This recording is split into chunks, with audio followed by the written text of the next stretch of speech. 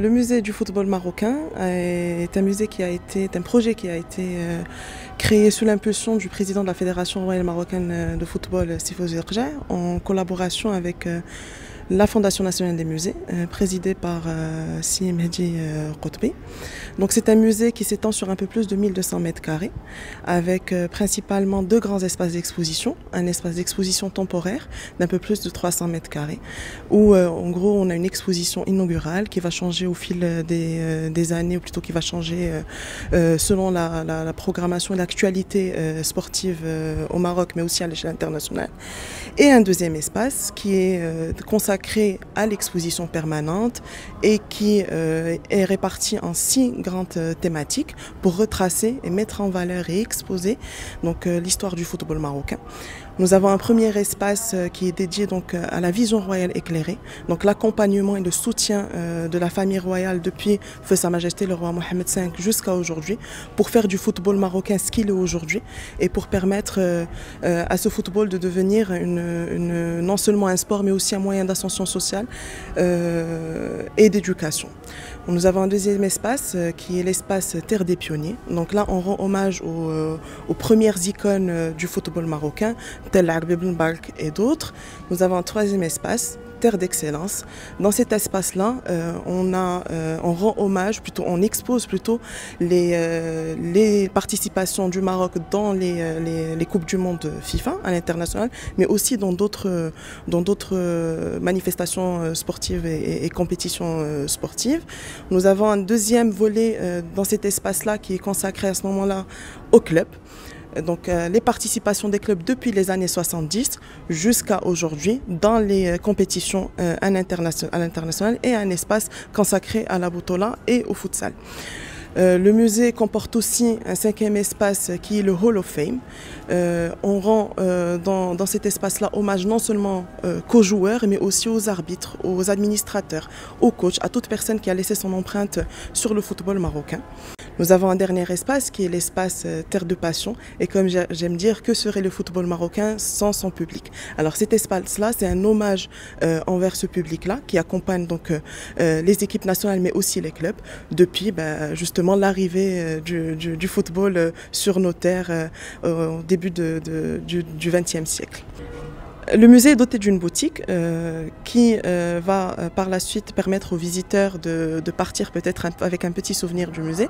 Nous, dans cette boutique, nous vendons des objets souvenirs, mais aussi les produits, donc les tenues et les survêtements donc, de l'équipe nationale.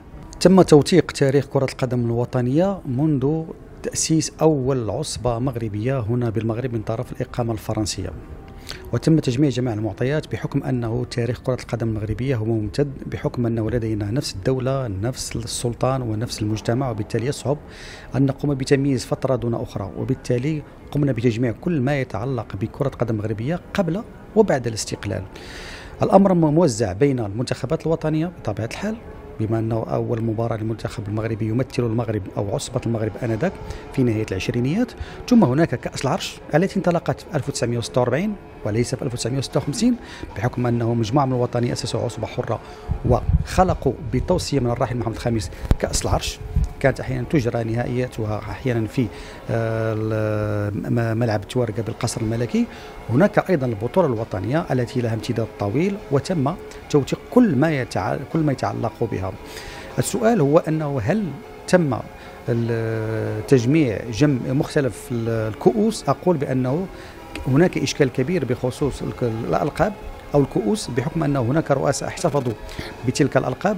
هناك ألقاب وكؤوس بيعت في شكل كما لو بيعت أشياء، ربما الخردة ديال المنزل، ربما تباعت نفس هذه الكؤوس بسبب غياب ثقافة الاحتفاظ من طرف الأندية ومن طرف أيضا بما فيها حتى الجامعة في ذلك الوقت. إذن كان هناك إشكال كبير، حاولنا أن ننجز ذلك عن طريق نسخ، عن طريق أيضا وثائق، عن طريق أيضا صور، ولكن هناك رغبة في انتظار ما سيأتي به وما سيجد به من يحتفظ بشكل الكؤوس، علّ أن يكون هذا المتحف بهذا الشكل مشجعا لمختلف من تردد أو من يملك شيء أن يهديه للمغرب وليس للمتحف، لأنه ذلك اللقب، ذلك الكأس ربما ستضيع مع وفاة ذلك الشخص المالك أو أحفاده أو أولاده الذين قد لا يعرفون قيمة ذلك الكأس أو ربما اللقب الذي يحتفظون به في المنزل. قامت اللجنة العلمية المكلفة بمحتوى المتحف تحت إشراف الجامعة الملكية المغربية بلقاء هنا بمقر الجامعة بلقاء مختلف ممثلي أندية المغرب، وكان الهدف بحضور رئيس الجامعة فوزي القجع هو تحسيس هؤلاء بأهمية المتحف وأهمية أن يكون الشركاء فيه. تم أيضا اللقاء ما بين اللجنة العلمية وعدة أبطال رياضيين من جيل 70 وجيل 76 وجيل 86 و98، كلهم جالسناهم بهدف واحد وهو تحسيسهم بأهمية المتحف وبضرورة أن يقدموا لنا يعني ما يتوفرون عليه من تذكارات ومن أقمصة، كل ما يتعلق بتاريخ تلك الفترة. المؤسف هو أنه كان يعني التجاوب ضعيف جدا، أحيانا لأسباب ذاتية وأخرى موضوعية.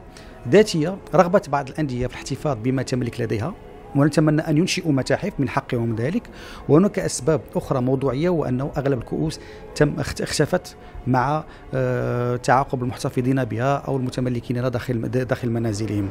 على مستوى بشكل عام أعتقد بأنه الأندية المغربية لم تكن متجاوبة بشكل كبير جدا، كان تجاوبها قليل جدا. نتمنى أن يكون هذا المتحف في حالة عدم قدرتهم على إنشاء متاحف أن يجعلوا تمثيليتهم وحضورهم في هذا المتحف، لأنه في آخر المطاف سيتابعون المغاربة ككل، سيتابعون تاريخهم، سيتابعون أيضا مسارهم في كرة القدم المغربية.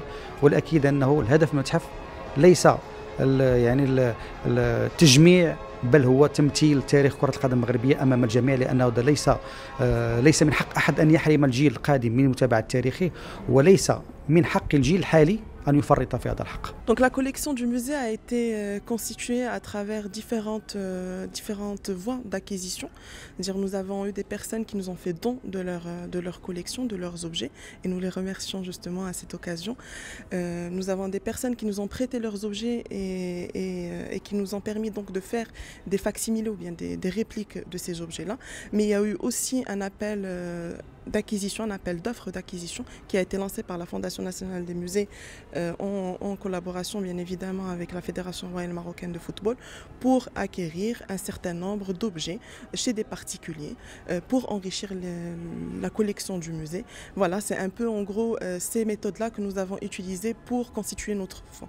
Nous avons dans la mise en place de ce musée, de ce beau projet, nous avons eu l'opportunité de travailler avec des organisations à l'international qui aussi ont cette vocation-là de conserver, de préserver donc le patrimoine sportif, tel que donc le musée FIFA à Zurich, qui dans le cadre de notre collaboration nous a prêté quelques objets qui sont aujourd'hui exposés au musée. Nous comptons bien évidemment dans notre programmation à venir collaborer avec d'autres organisations et d'autres institutions, que ce soit à l'échelle internationale, mais aussi et surtout à l'échelle nationale.